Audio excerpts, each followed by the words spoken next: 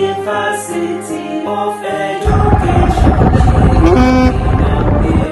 great minds for nations, incubator of knowledge and power, servicing mankind through quality education.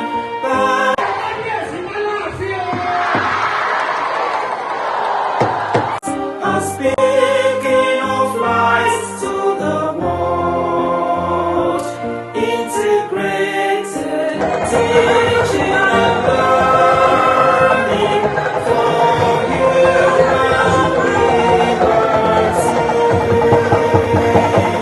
Together we soar in values and service, in values and service to humanity.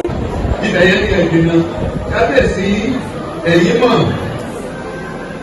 gẹ́gẹ́ bí bàbá wọn ní gbogbo ilẹ̀ Yorùbá àti káàkiri àgbáyé.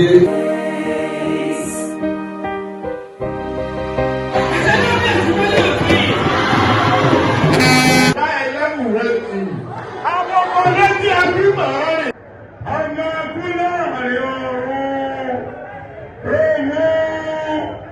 àbí bàbá jọba ẹrú òlú àṣọ. Expressing my sincere greetings to the Vice Chancellor of this great institution. I recognize all the students here present. Greatest Nigerian students. Nigerians.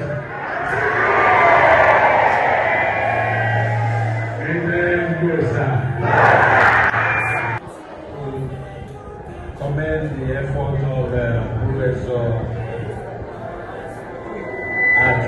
Alaafin for making sure that this shown a lot of image to the advancement of the studies.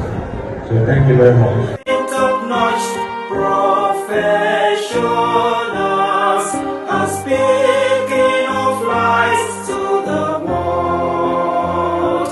Integrated teaching and learning for human liberty.